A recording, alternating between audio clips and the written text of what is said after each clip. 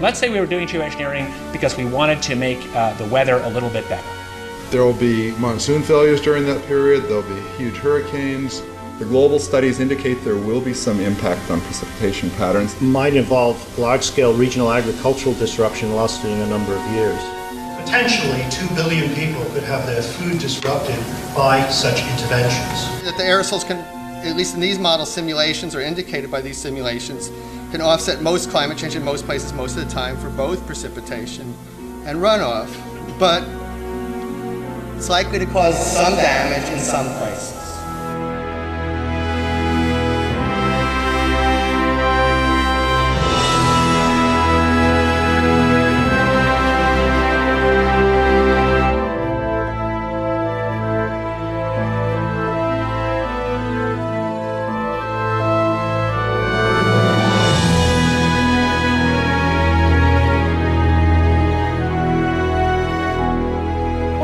I want to be either an artist or a teacher. I want to grow up in a world where there's lots of nature. I love nature. How can I look my children in the eyes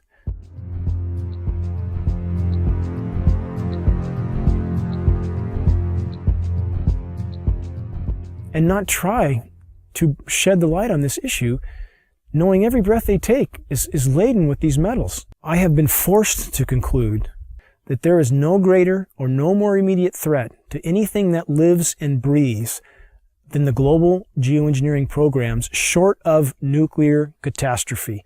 Geoengineering is defined as the artificial modification of the Earth's climate. Geoengineers are proposing spraying 10 to 20 million tons of toxic aluminum and other substances into our sky for the stated goal of cooling our planet. So let me distinguish these two different kinds of geoengineering as clearly as I can.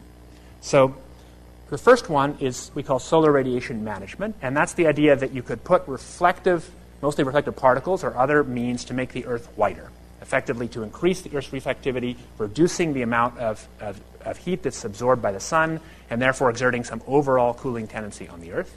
I think, though the initial results of climate models indicate that reflection of sunlight away from the Earth can offset most climate change in most places most of the time. But it will damage some places.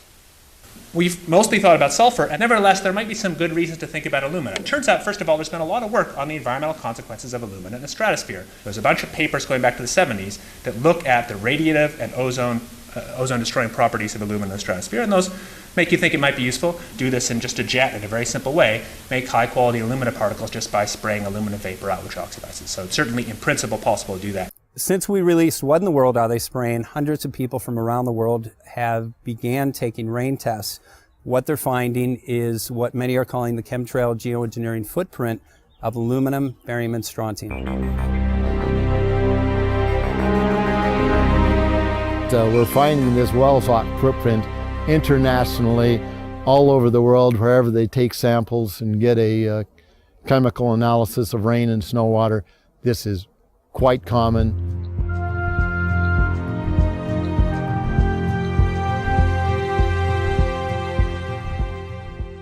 Wherever you see the jet chemtrails go over, you're going to get aluminum, barium, strontium coming down on you.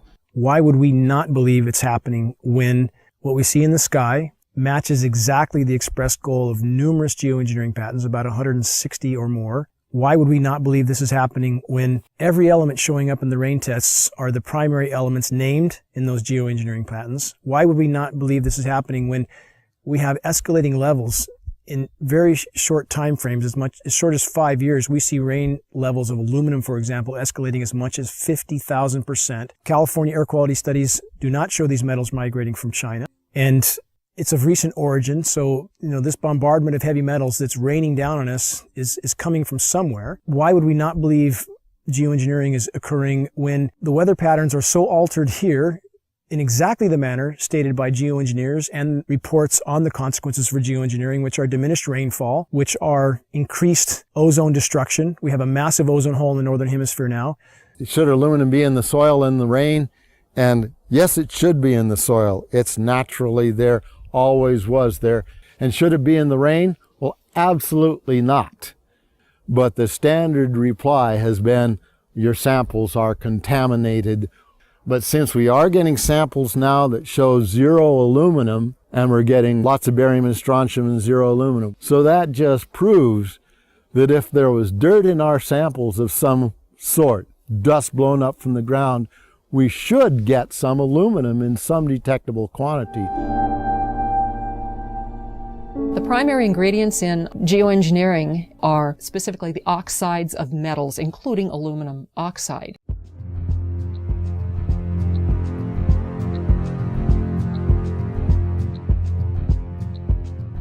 This is devastating to plants, totally devastating. The trees are dying. Why? Approximately 2 years ago, I rode in the back, and you can ride in the back of my place for miles. You can go all the way through the woods, creeks and everything, and it was, I say was, gorgeous.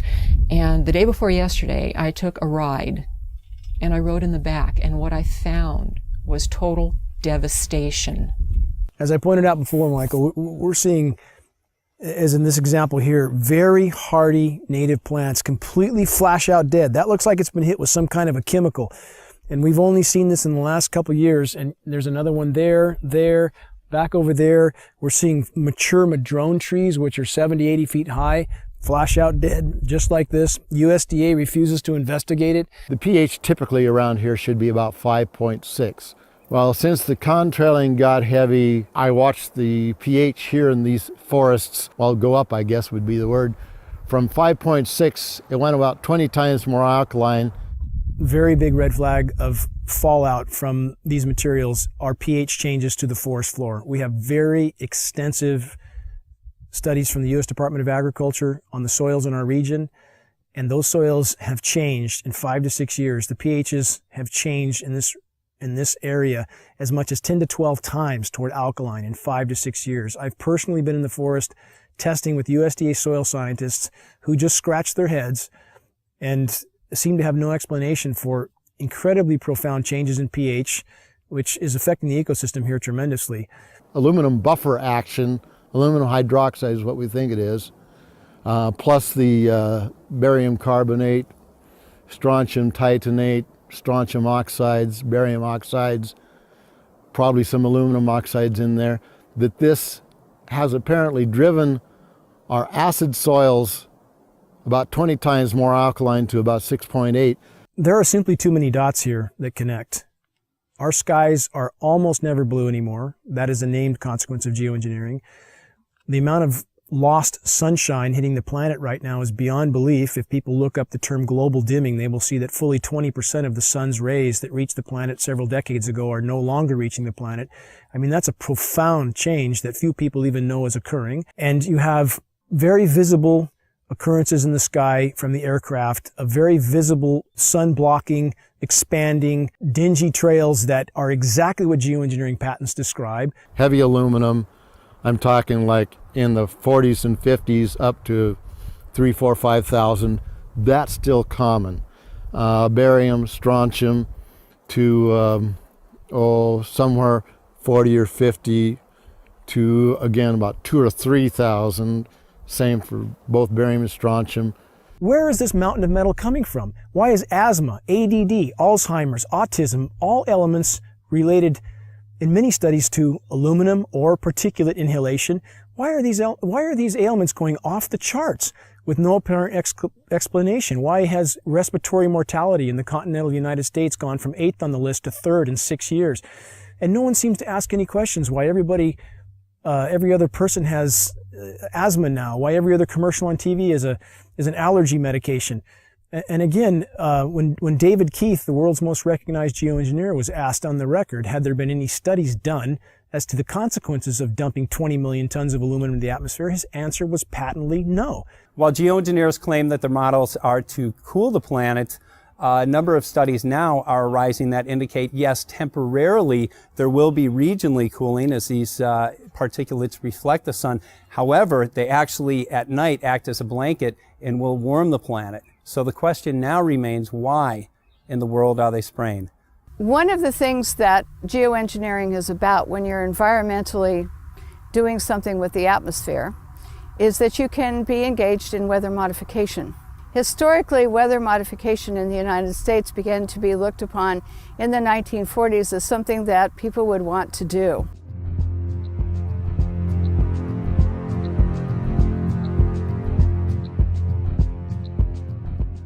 And so they started looking at making it enhancing snow, enhancing rain. They started looking at hurricane control. There was a whole bunch of projects in the 40s that started. One was Project Storm Fury, which turned into a disaster when they tried to modify a hurricane. I'm Mark McCandlish.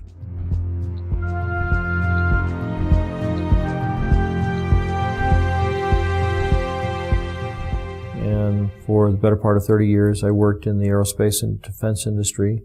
Had a secret clearance twice during my career. Some of the technology that I saw or participated in the creation of tends to play a role in some of the things that are used to control the weather. The very distribution process is being employed in the aerosol campaign, manipulating the weather, crops, taking over the food production or controlling the food production. The military applications, the process evolved when they realized in the 1800s that you can put things into the environment that will influence the uptake of moisture and where it drops out of the atmosphere again. My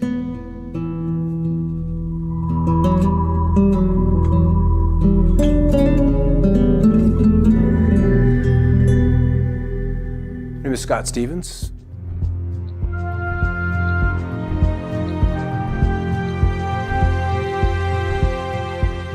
I was a television weatherman for 20 years. These chemtrails are absolutely required to impact whatever weather event they were designing. And the trails were an absolute necessary ingredient for them to achieve their weather modification goals. So we're finding the aerosols, the metal particulates, all of those can be used and leveraged to create weather events that are several standard deviations or outside what would be typically normal. When the geoengineering really got underway with the Russians in the mid-70s, we ended up with snow in Miami. We ended up with frost deep into Mexico. The bizarreness of the weather really exploded on the scene when weather engineering got going in the mid-70s. The Dakotas, in winter, they recorded a temperature of almost 100 degrees, 94 degrees. It broke the former record by 32 degrees. There's very profound things that people don't notice. Blue skies almost never. We almost never have dew on the ground. That's a known consequence of geoengineering if they did it, which they appear to be. It sucks the moisture out of the atmosphere. It doesn't descend, doesn't form dew. We have massive temperature disruptions. People are starting to wonder, why is it 80 degrees one day and then snowing the next day at 50 degrees or 45 degrees and then back up to 80 the day after that? When you push and pull the climate with these manipulation programs, of which there's a mountain of data to corroborate their existence, then you start to have massive fluctuations in the system. And we saw in March in the continental U.S., there were 15,232 temperature records broken. That's profound. Some of the daytime highs, the former records were broken by as much as 32 degrees. Don't people wonder what in the world is going on? Whether they want to make it snow at 45, 46, 47 degrees. I remember when 38, 39 was a big deal. Those kind of snowfalls in the upper 30s. And now that's been pushed into the 40s. There's a patent called ice nucleation for weather modification. This is a patent from NASA. It can be found online in its full form. This patent is for the creation of artificial snowstorms from what would have been rainstorms. However preposterous it sounds to people, if they look up Chinese create snowstorms, they will find a long list of articles where the Chinese Bureau of Weather Modification openly admitted that they were creating snowstorms until they did $1 billion worth of damage in Beijing. So my question would be, if the Chinese can do this, and NASA has a patent for the same purpose, why would we believe snow events here are natural when it's snowing now regularly at 45 degrees, sometimes 50 degrees, heavy, wet, concrete snow that's full of aluminum, full of barium, full of strontium? Consider the ice pack in their first aid kit that can sit dormant at room temperature for decades until the chemicals are mixed together, at which time it creates ice. As an on-air meteorologist, I had a responsibility to my audience. There were storms that were not behaving as they were modeled or they historically would have responded. If you can control where moisture is collected and where it's dropped, so to speak, in the form of rain or any other kind of precipitation, then you can really, you can do everything. You can steer the weather system. If you want to be able to manipulate the weather, one of the things we know about the materials that are being used in the aerosols, we've seen everything from aluminum oxide, barium salts, strontium, copper sulfate, potassium iodide, a number of different kinds of things, each of which have different levels of reactivity with the moisture in the air. Some, like aluminum oxide, tends to sequester the moisture. The aluminum oxide nanoparticles, which are microscopically fine and uniform in size, attract the humidity, the moisture in the air, and it basically forms like a nucleation process where the moisture condenses on these particles. With cloud seeding, the cooling will be achieved by making clouds reflect a bit more sunlight back to space than they would otherwise, and less sunlight reaching the surface would tend to cool the planet. These aerosol particles act as something called cloud condensation nuclei, and these are sites where these particles act as sites where cloud drops can form. Well, the one thing that we know has happened is because these are nanoparticles and they float like mad with a little bit of moisture added to them, they go over the Continental Divide and they dump all of California's rain into the Mississippi Valley, which is the reason they're having floods and tornadoes and fierce storms and odd weather back east. The effect here in California is drought. Now then, if you hit that area of the sky with a beam of a particular kind of radiation, and you can heat those particles up, just like heating up, your cup of coffee in the microwave, these particles begin to vibrate and resonate if you use the right frequency of RF energy, that they then heat the surrounding air, and they will take all of that air and the moisture that's in it to a higher altitude where it's much colder, and it'll condense and then become a low pressure system. Well, there's a couple of locations where they tend to be very interested in leaving their trails. The big one and the surprising one for me is under areas of high pressure, where you would expect to see the blue skies, the dry conditions. Those are prime targets for trailing. A couple of reasons. High pressure is stable. It's relatively still. We've got the clockwise flow around it. And if you accentuate the high, and so it's very easy to add those particulates of aluminum, barium, and whatever else they want to put in there. And as you add heat to that, those particulates then radiate the heat into the atmosphere and it warms. What does a warming atmosphere do? Boom, it expands. And so that's one way. It's a very simple way, but it's very apparent because under the high pressure, it's supposed to be quiet. It's supposed to be still. It's supposed to be blue. And we're not seeing that. Then as the storm approaches, the high begins to recede. And then they're running the flights back and forth, back and forth, back and forth, and literally seeding the leading edges of the cirrus. So the cirrus canopy is accentuated. That cirrus canopy, which would maybe be 200-300 miles out ahead of a cold front, is now 450 miles. Based on geoengineering data, it would appear the Pacific Northwest gets an excessive amount of the fallout from these programs because much of the weather, much of the precipitation and the storm tracks and the jet stream move across us.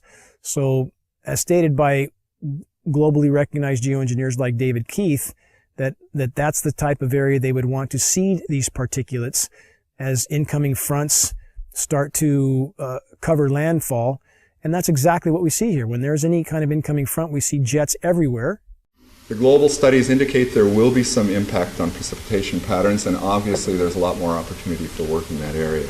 After studying my time-lapse surveillance, one of the reasons I discovered for the trails was that the persistent ones would break, they would misshapen or deform, and other planes would come along and precisely mark off those locations of deformation. And you're not going to get that with a regular fleet, so this had to be one of the primary purposes for chemtrails, in my opinion, was to measure off where we have these discontinuities showing up in the atmosphere. And in doing these actions and discovering those zones where there's different energies in the atmosphere, I think that plays very closely into their weather engineering programs of mark, surveil, and then that data goes into a weather model that they can then use to forecast or, once again, engineer the weather to their designs. But you can also influence what happens locally with the atmosphere by painting the materials that these aerosols are made of with different kinds of radio frequency or RF energy, radar, microwave, the HARP system. You know, HARP is an array, a field of antennas, radio frequency antennas. They're 72 feet tall, and they have a cross dipole across the top that's about 60 feet in each direction. 180 of these are in the array today, so you can imagine this field of antennas. What happens is by firing each one, they produce radio frequency energy that normally comes off of an antenna, spreads out rather rapidly. Same principle.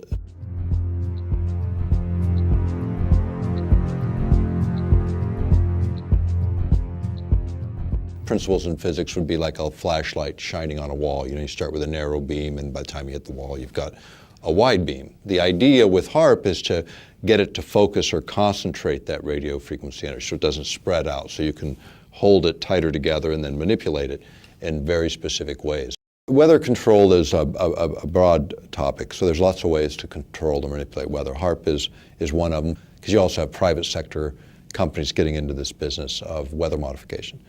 In the case of HARP, do you need, people always ask me, do you need particulates to burst in the atmosphere to make more effective? You actually don't. Would it make things more possible? Could you enhance certain effects? Probably so. Could you control energy distributions more efficiently? Probably so, because you're putting in conductors, or you're putting in reflectors, you're putting in particulate material. If you've ever experienced a hailstorm and you've picked up one of the hailstones and you slice it open with a razor blade, you'll see that it's layer upon layer upon layer of ice.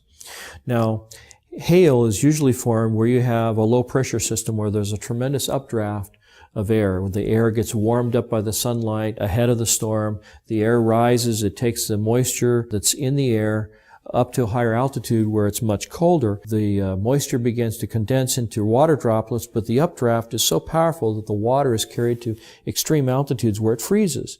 And it begins to fall, and as it falls, it starts to be caught up in the updraft again, so it's circulated up into the air again. And so each time it's lofted up into the atmosphere, more of the moisture that is condensing on the outside of this nuclei of ice begins to form another layer, and each time it's caught back in the updraft, it goes up again and it gets another layer of ice. And so if you have a system like HARP working in conjunction with aerosols, chemtrails that are spraying in the air, you can actually create updrafts that are so powerful that you can have these hailstone circulation patterns going over and over again, where you get hailstones the size of baseballs or even softballs.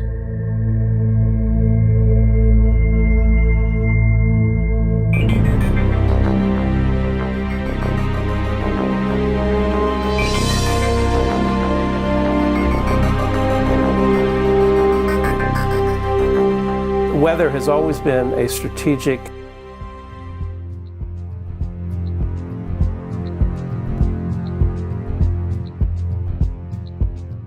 desire to control by the generals, whether it was Napoleon marching towards Moscow, or Hitler in his Russian campaign, or our own Pacific Fleet trying to understand typhoons and use them for our strategic advantage. War and weather are very closely connected.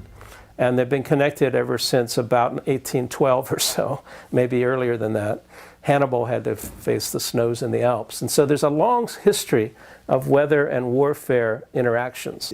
Environmental manipulation is like the ultimate method of covert warfare, because you can literally shut down food production. You can create a situation where the people within a country revolt against their own government, and you're invited in to mop up the mess. The issue of owning the weather by 2025, which is a military publication, we've quoted it as far back as, I think, 94, 95 even.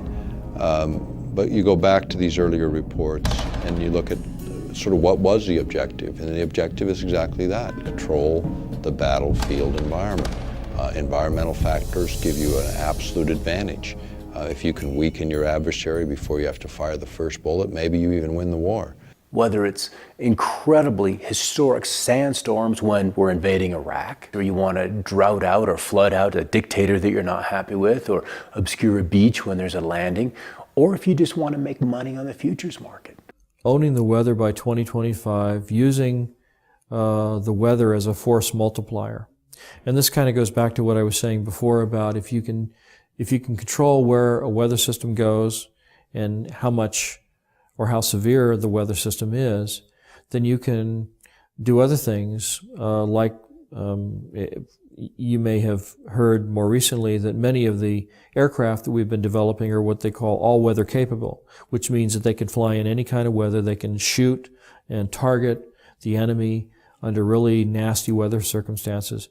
And these are all things that you can use to your advantage if you happen to be controlling the weather also, because you can have a terrible storm front come in and make it difficult, if not impossible, for the enemy to operate on the ground or to fly their aircraft if they don't have aircraft that are as sophisticated as the ones that you have. And so by creating or using the weather as a force multiplier, as the title implies, that you can achieve an advantage over an enemy force that gives you the upper hand.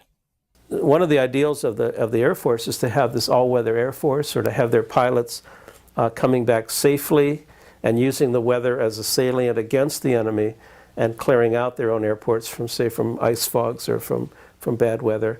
And so if the idea here is that if we can fly and they can't, that's a great military advantage. There was also research studies on hurricanes that the scientists were truly curious about the behavior of hurricanes, but their military patrons were very interested in how to steer them or direct them in certain ways, almost as a guided weapon. This jet stream that's moving across, and it shoots 50 miles north and then 75 miles east and then drops back south again, then kind of goes on its way. And they attributed that little dog leg in the jet stream in Alaska to swinging storm systems out of central Texas into central Florida, where they deposited a couple of tornadoes in the middle of Orlando that were like really rare to see in that part of the country. And so people remember that event and they remember that situation. But it'd be a good example of a very small change in Alaska in terms of a jet stream and what kind of a lower 48 effect that would have. And that's again where weather modification, small input in one place can have tremendous change and unexpected outcome in another. You can create weather systems that are so severe they culminate in battlefield denial, where the enemy is not able to use the roads or the bridges or get through the environment because the weather is so severe.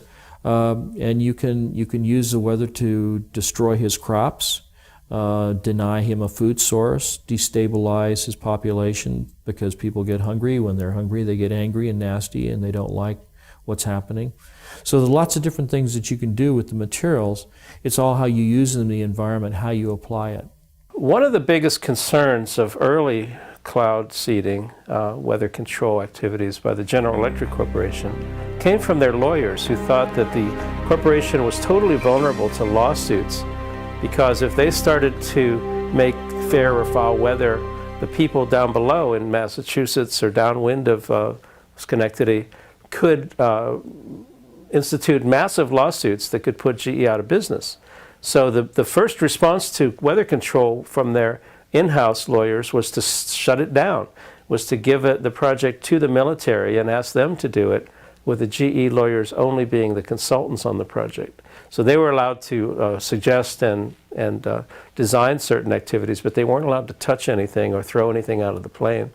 The United States government during the Vietnam War perfected weather modification techniques, and also they perfected releasing toxic chemicals like Agent Orange over many areas to defoliate land, trees, grasslands, and other areas. But this is technology that does come up, and it comes up when you see that the technology is advanced far enough to where the practicality of utilizing it in the battlefield environment and the temptation by administrations. I mean, the best covert war is using the environment itself against your adversary. It was a military moment, and it was actually from pretty recent history. And this was the U.S. military thinking that they might be able to control the monsoon over Vietnam during that conflict. And so only a handful of top-level military advisors and the president were informed that they were going to try to make it rain over the Ho Chi Minh Trail and try to have some military advantage by doing this kind of intervention. When you start talking about manipulating the environment, we have treaties that go back to the mid-70s that forbid this, number one, as weapons of war. So the perfection of weather modification took place, but it became apparent that using weather modification for wartime purposes was not acceptable to the United States government and other nations of the world. So therefore, the NMOD Treaty came into being and was signed by the United States government after passing Congress. The reason it was signed and implemented was because it would ban warfare, weather modification techniques and use during times of war. Almost all of our treaties that we've signed, including the non-proliferation, counter-proliferation treaties, chemical treaties, the ones that were signed recently, last few years, back maybe a decade now, I guess time goes. But they had domestic exemptions, and so does the environmental treaty, where you can do whatever you want in your own territorial boundaries. When you start manipulating weather in one part of the planet, it doesn't look on the ground and say, oh yeah, wait, this is the boundary of a political boundary. It fails to recognize those. So you start to talk about geophysics and manipulating the planet itself, then it's a question of those kinds of exemptions shouldn't even be allowed. Meteorology and the military have a very long history, as I said, and it goes into the strategic advantage that multiplies your traditional force, that is your armament, into using nature to your advantage as well. They want to create a storm in the southeast, then they'll start engineering out over the North Pacific. That's where the trailies will be, because you want to work out several days ahead of time so you have less input, and you multiply that over a couple of days, you can have a big result in 5 days' time. So small input upstream, big result downstream. And one of the rules is always work with what's coming. Don't try to necessarily work against it. You can kill a storm in place. That's easy to do with HAARP. You just change the polarization, you change the ionization of the atmosphere, and the storm will fall apart. It will affect the setting up of the storm tracks, the jet stream, the location of the storms. And so you end up with an intervention on the solar side of things would pretty directly begin to affect the weather patterns. And so climate control, or attempted climate control, and weather control lie on this very large spectrum of intervention. It's also true that if you can forecast climate, you can control a lot of futures markets, and you could know if you had the best information, or if you had some leverage over what the climate system is going to turn out to be, you would be able to invest in advance in all your crop futures and your agricultural activities, and not just agriculture, but weather affects. I think it's something like 80% of the U.S. economy is weather sensitive, and so all kinds of businesses would like to see some weather edge, some advantageous information that they would have. It's absolutely entirely possible to profit from the weather.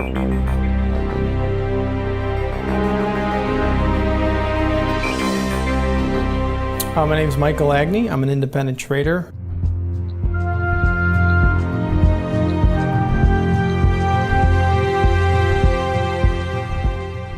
Trading commodities at the CME Group, member of the Chicago Board of Trade, and have traded derivatives and futures cash for over 15 years. Weather derivatives are financial instruments that firms would use to hedge risk concerned with adverse weather conditions. The first weather derivative was originally traded by Enron back in 1997. Weather derivatives started in 1999 at the CME Group.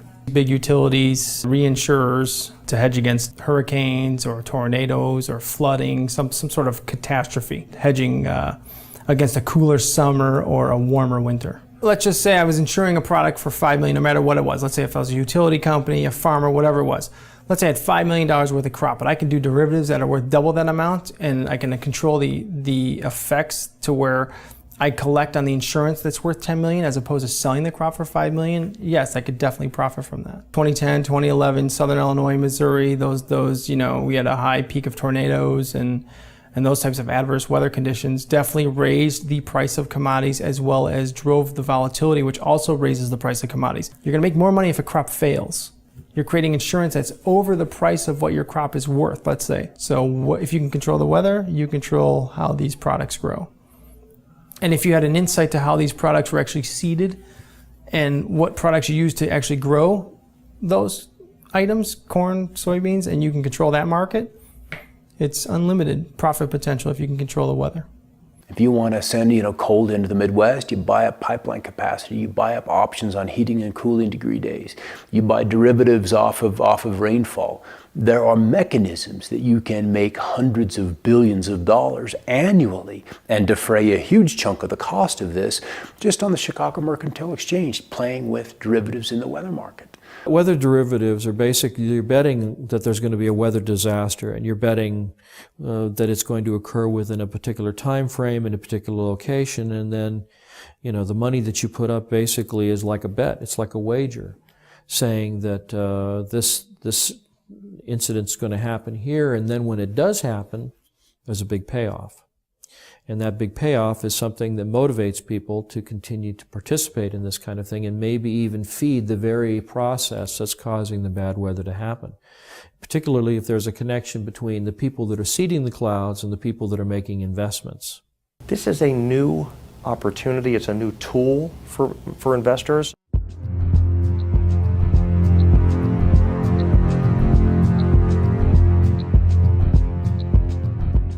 Even if someone has no interest in, going on the offensive side and buying things, it definitely behooves them to be aware of what's going on out there. The extreme weather is here, and it's not going to reverse itself. The weather event has to be severe. Ionospheric heating, in fact, these instruments, when they were first utilized, which is in the former Soviet Union back in the 70s, they started out, and they still call these ionospheric heaters because in one mode of operation, you can literally create above this instrument on the ground, you can heat an area up to 30 miles in diameter in the ionosphere. So you heat it up, and by heating it, it literally raises it. So then imagine this column moving up several hundred kilometers out, and then the lower atmosphere begins to rush in and fill that vacant space, that void. And as a result, you're altering pressure systems for quite a distance, which of course alters the weather. You're also able, if a jet stream is coming in the air, you're able to alter its course. And if you alter a jet stream, even a small amount, then the swing factor on the other end, you can move it so you're moving storms, say, out of the Midwest onto the East Coast, or this kind of thing, by just swinging it high in terms of its flow and getting it redirected. Okay, so now if we look at precipitation, much has been made of this issue of damage from precipitation. Which the particulates that these trails have introduced into the sky are, let's just say the storms can develop more violently, more quickly, in places that are not necessarily as where you would expect them to be. And so we see more flooding. We see more intense droughts. We see rainfall rates of 1 to 2.25 inches an hour that are just bizarre. And sometimes even rainfall, 1.25 inches a minute is just unheard of. And so you have an area that's already been heated by the sun's rays, and then you have the aerosol drift in over that area, and it's reflecting both ways. It's reflecting the heat of the sun back out, but it's also trapping the heat that's already been created there by the sunlight. So it will actually create more heat and trap heat inside and closer to the atmosphere. It can actually exacerbate global warming problems. And if you become more aware of what's happening, where the global commodities are, what extreme weather events, you're one step ahead of them.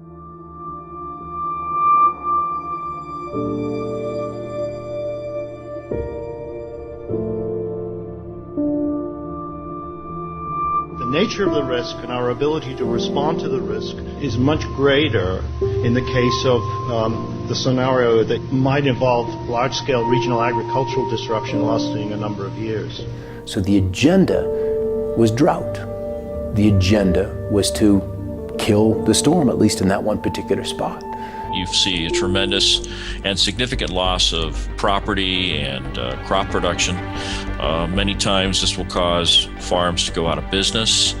And when farmers go out of business, they usually have to sell. And then if there's somebody waiting in the wings to buy their land and then turn that land over to the production of genetically modified crops, you can see where there would be kind of a strategic advantage there. There's something that happened in the Midwest, and I'm sure everybody's heard about the flooding in the Midwest. And what happened is George Soros and his big corporate monolith went in and started buying up the farmland.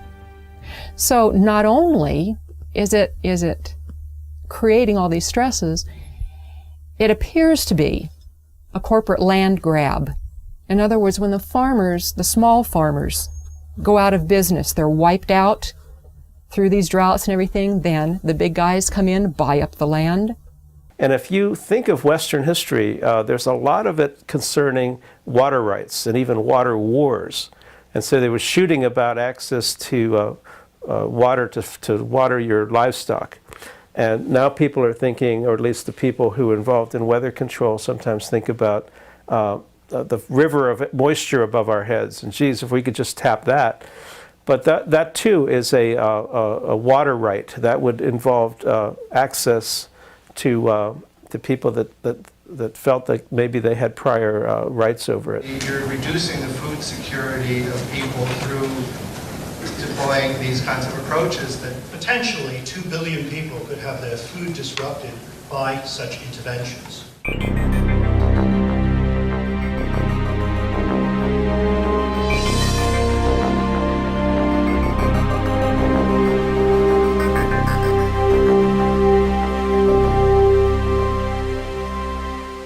I've been an organic farmer my entire life.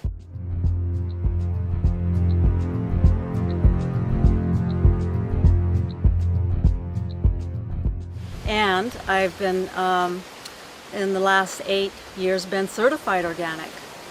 And so I've been growing food in a way that feels healthy, where I have the most energy. And now it's not so healthy.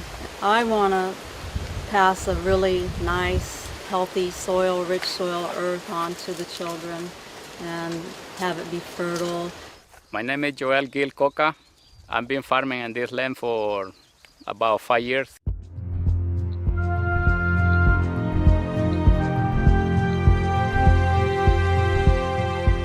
Since 2007, and I'm certified organic since 2001. 10 years ago, when I started working for myself, we can grow cilantro, no problem. We can grow basil, no problem. We can grow Chinese cabbage without get trouble, or any vegetable. But 10 years after, 5 years after, that everything started decline. Could you add some of the environment that affect a large population? The answer is absolutely yes. I started seeing chemtrails being laid overhead more frequently and noticing the change in the crop production. What we see in our area, anytime there's convective clouds, anytime there's a large cumulus cloud forming and beginning to rise, we hear aircraft in the vicinity, we see them actually flying over these convecting clouds, and then in a very short time, before those clouds generally will drop any precipitation, we'll see the entire cloud more or less dissolve into what looks like a massive smoke bank. If you can control the weather, then you can control where the rain falls or where it doesn't fall. And if you can do that, then you can control whose crops survive and whose crops thrive. And if you happen to be favoring a corporation or a group of corporations that are flooding the market with genetically modified crops, you can see how manipulating the weather can actually change the market share that one or more corporations have. And there's lots of different ways that you can do it. You can do it by denying precipitation or by giving too much. You can cause, unusually large hailstones to come out of the sky and completely obliterate a crop of corn. There's lots of different ways that you can do it.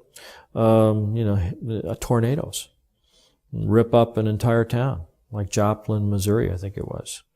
If you look back at the tapes of those weather systems and you look 5 days prior to that, you'll see that in those days preceding those events, there was all kinds of aerosols being sprayed all along the California coastline, where the moisture for those storms came from, where those storm systems originated. It's insidious when you think about it. Well, Mike, I've seen since the chemtrails have come, there's a direct correlation with the way the food doesn't look as healthy and vibrant, and less of it, and that concerns me. And of course, all crop losses are related to weather modification problems, either climate, worldwide weather, or local weather, which is called microclimates. And these microclimates definitely determine what crop grows where and in which community. And so therefore, without stable microclimates, we cannot produce as much food for the rest of the world and ourselves as when we have a more stable microclimates, not only in the United States, but in other countries as well. We fertilize it really good, and they still have a lot of trouble to produce. And I think this is not fun because we're losing a lot of money put them into this kind of production. In 2008, 2009, 3 times I lost my complete planting of Chinese cabbage. Weather events is one of the key components to most commodities that are traded. Let's just say your agricultural group, corn, soybeans, wheat, something along those lines. Weather is by far the largest affecting factor in the price of those commodities. If one farmer's crop fails, we have a major crop failure, say in corn, now that's going to affect every other company that uses corn in their manufacturing process. There's going to be less of it. And anytime there's less of something, that creates a price rise. Demand rises, okay, because there isn't any of it. There's only one thing. You've got 5 people that want it, so they're going to pay more money for it. The companies know that, so they're going to hike the prices up anyway. The consumer actually sees the big brunt end of the higher costs in the commodity due to the adverse weather condition. Obviously, the consumer will pay that price. I've noticed that the rainfall is less predictable, and then when it does rain, it does rain periods of time that's more like longer periods. So not only do we have the pollution, not only do we have stunted growth, but we also have changes in weather. And it's been severe changes in weather all across the globe. I don't have a clue how bad they are, but I know they are affecting already in certain plants, like basil, cilantro, and sometimes the broccoli gets too much fungus. It can be from those things because no matter what we do, it doesn't fit. It's not working right. It appears to be a fungally related ailment, and if one looks at the species extinction rate, which today is estimated to be 1,000 times natural variability, that's 1,000 times normal, a figure you'd think would alarm most reasonable people, which is 100,000% of normal, and 70 to 80% of that extinction, plant and animal, is related to fungal infection. Geoengineering particulates are known to proliferate fungal reproduction. Abiotic stresses are drought, cold, heavy metals, excess moisture in the soil.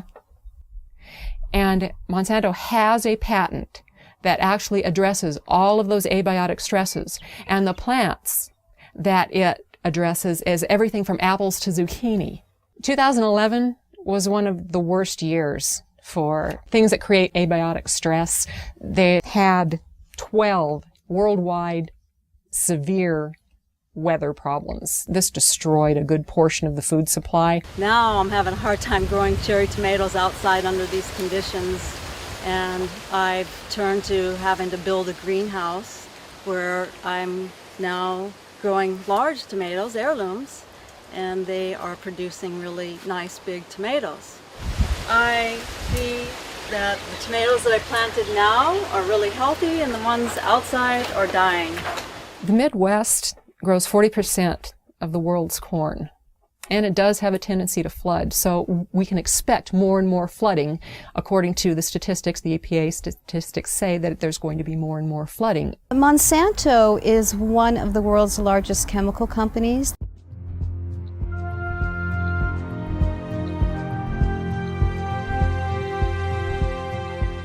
They also own 90% of the seed companies in the world right now, and they are the largest company putting out genetically modified seeds. So what does Monsanto do? Corn is the lead-in because corn is in just about everything. Corn is the main crop. And Monsanto leads in with corn products before it does anything else. So what we have is Monsanto leading in with a drought-resistant corn and an abiotic stress-resistant corn. The drought and the flooding, it's all the same patent. Monsanto has a patent for abiotic stress. Abiotic stress is the drought, it's the flooding, it's the excess soil, it's anything that's going to stress a plant. GMO is genetically modified organism, and it's also called GE, genetic engineering. Well, the history of farming has been a farmer will plant a seed into the ground. There will be nutrients in the ground that will enable that plant to grow.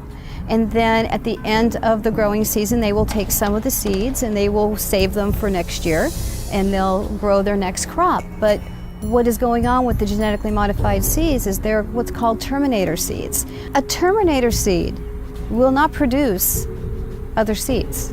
With the terminator seeds, these farmers have to go back to Monsanto every single year and purchase these extremely high-priced seeds. There have been studies outside of the United States showing that genetically modified seeds, the plants that come from them, are extremely harmful to humans and other life on this planet.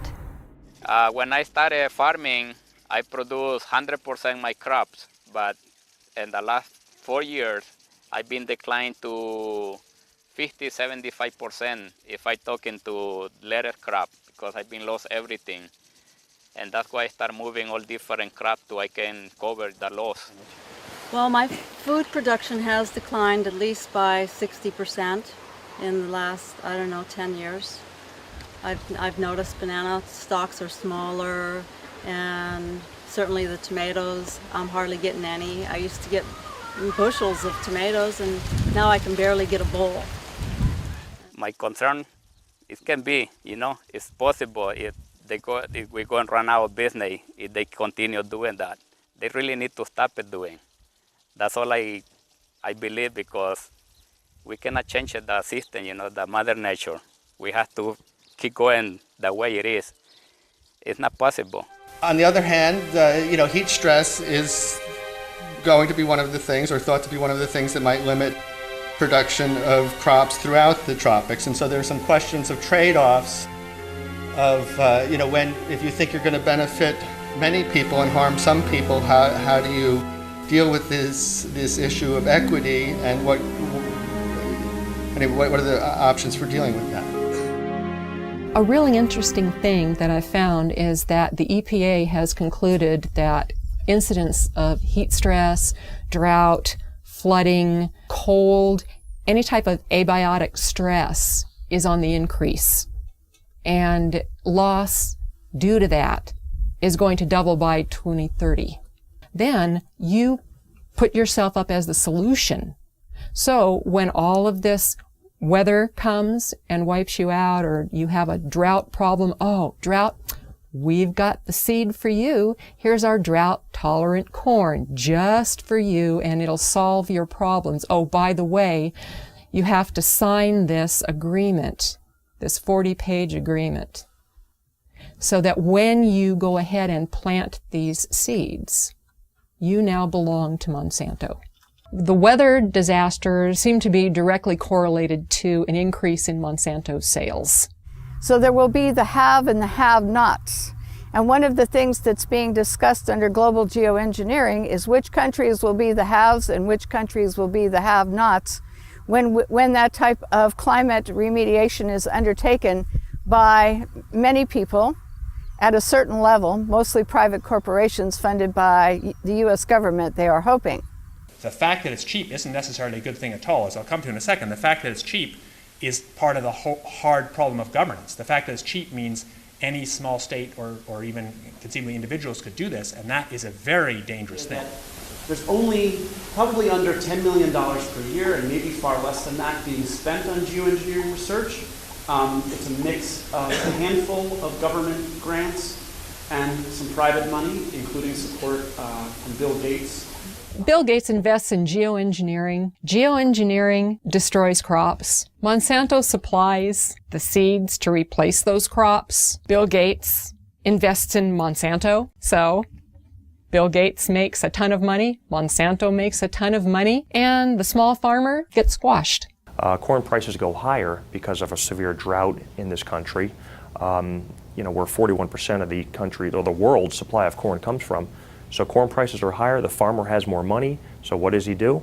He buys fertilizers, which drives up the mosaic stock, or he could purchase genetically modified seeds from Monsanto. You've got severe drought in Africa. In 2011, there was a severe drought. This is causing nothing but death. It's causing starvation, it's causing malnutrition, it's causing a severe water shortage. How do you grow anything without water? You cannot grow anything without water. So what does Monsanto do? They say, oh, we got a drought-tolerant corn for you. There's been an excessive push to get bioengineered crops into Africa. They look at severe conditions as an opportunity. They're disaster capitalists.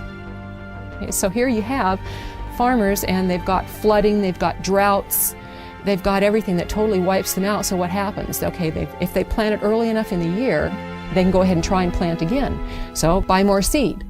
Okay, buy Monsanto seed. So they're just raking up on that end of it. Okay, so if you can create enough weather manipulation, you can shorten growing seasons, you can create enough of that disaster, and you've got the seed supply, they've got to come to you.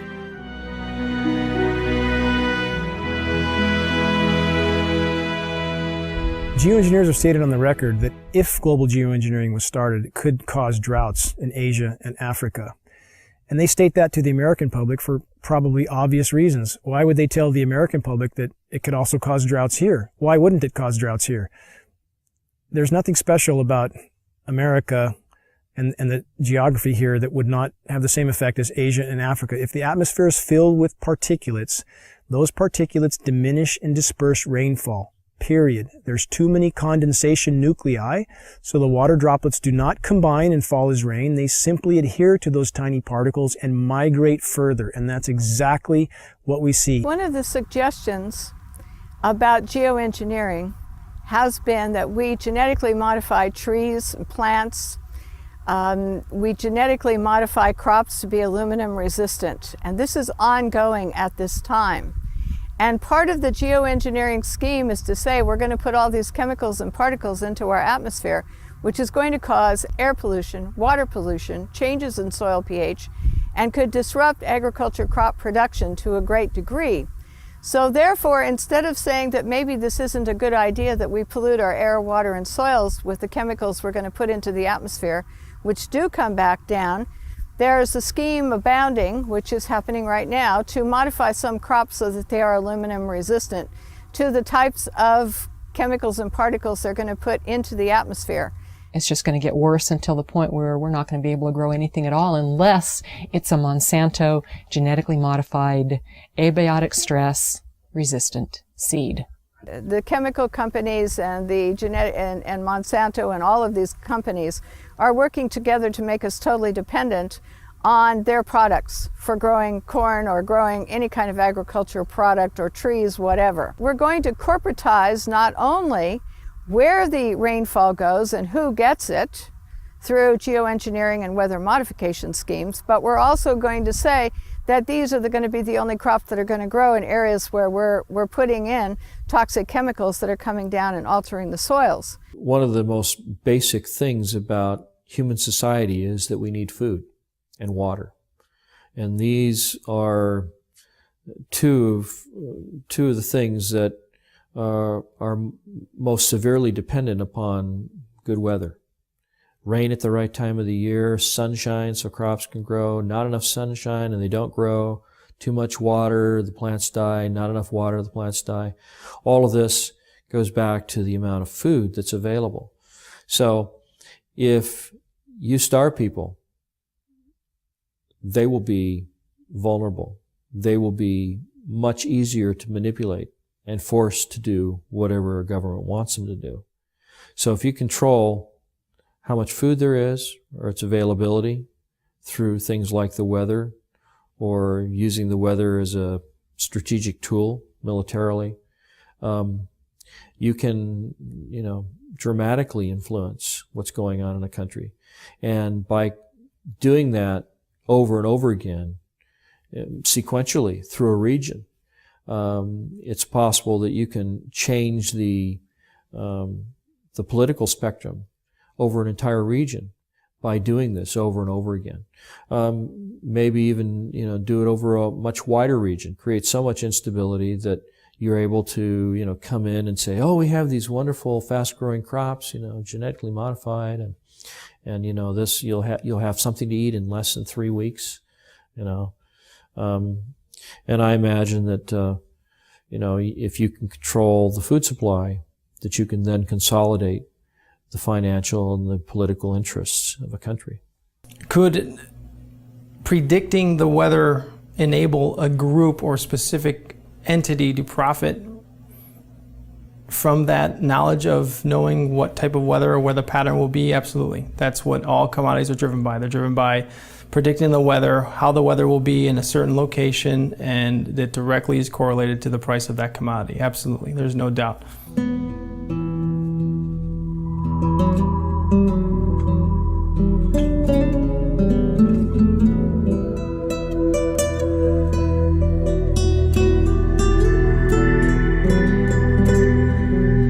While there are a number of agendas associated with these damaging programs, one thing's for sure, they can be used to control our weather and thus corporatize every natural system on the planet. This enables certain individuals to consolidate an enormous amount of both monetary and political power into the hands of a few at the expense of every living thing on the planet. Just by definition, the geoengineering programs are a direct assault on the most elemental aspects of nature. What we're doing when we modify the weather is we're changing the world's climate and we're changing the microclimates, and we are doing it. There are things we can say for certain. There's a mountain of metal raining down on us. We are certainly breathing that metal. We have documented from the computer modeling some unintended consequences. If such a contamination is present, shouldn't we investigate? Shouldn't local agencies investigate, which they have patently refused to do? There's no question that large-scale climate engineering is untested and dangerous. I would disagree quite strongly that it doesn't exist. I think that the capacity to do it in engineering terms most certainly exists, and that's part of the reason we have to think seriously about how we manage that. We are breathing a mountain of metal, and that can't be denied. If geoengineering continues and the weather manipulation continues and genetic modification continues overtaking, we're going to lose our ability to grow good, nutritious food. We are going to lose our ability to thrive. I personally consider this ongoing toxic dumping into our atmosphere to be, along with nuclear radiation, the most dangerous threats to our health and to our environment.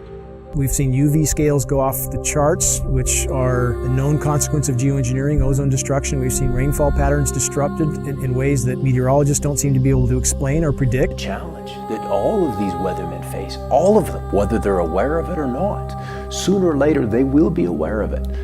And I went through a period after the epiphany of, how did I not see this sooner? How? I mean, seriously, I'm supposed to do this for a living. How did I not see this?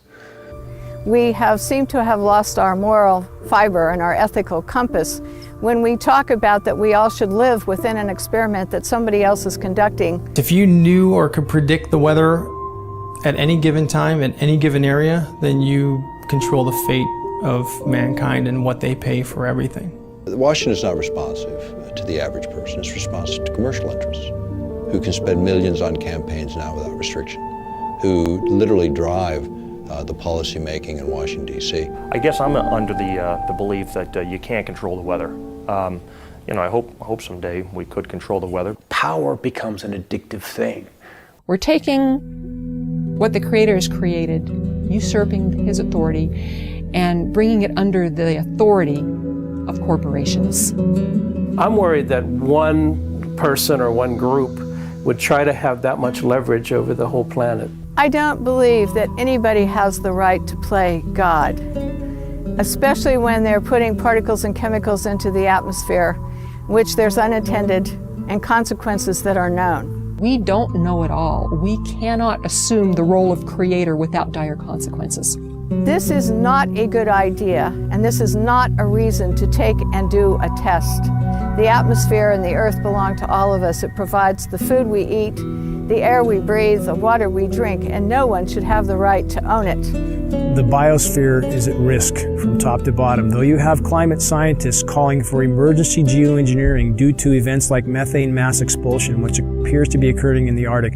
It would have a significant impact on the way that we operate. Notice it also has enormous political, social, and economic implications.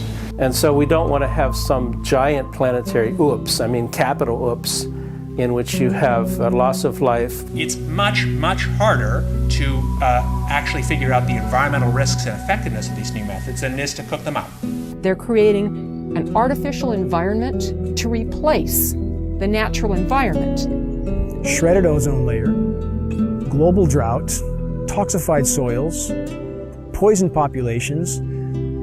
Don't these issues matter? Affecting ecosystems in ways we've never been able before. The whole concept of literally playing God with the technologies we have at our fingertips today.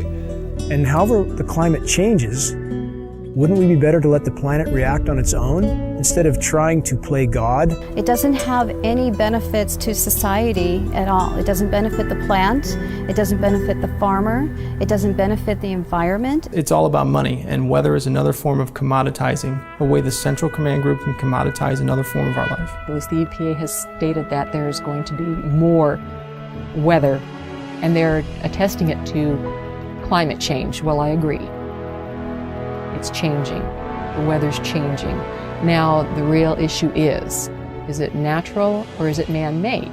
And if it's man-made, who's doing it? Is it the geoengineering guys? That's what I believe as geoengineering continues, that whatever changes are happening to the planet, we will exponentially worsen those changes and poison everything in the process. And indeed, with the amount of metal falling on us, that poisoning appears to have been occurring now for quite some time.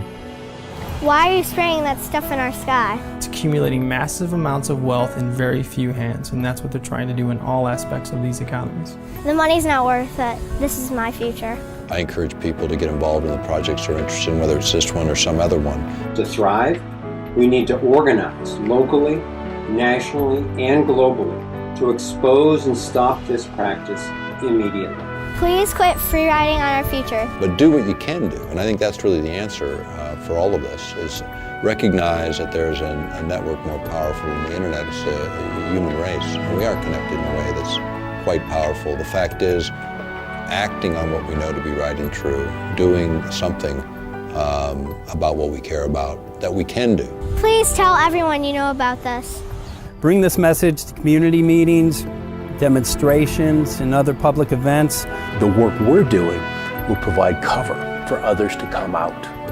And I'm most interested in whistleblowers. Send this film to environmental, farm groups, media groups, ADD, Alzheimer's, asthma groups, and other organizations that would do something if they only knew. Because we deserve a future. And if you control the weather, you're going to control the planet. It's that simple. Some people address this issue in fear. Some people address it in anger. I address this in faith. Faith believing that we collectively, as human beings, as humanity, have the power and the ability to stop these damaging programs.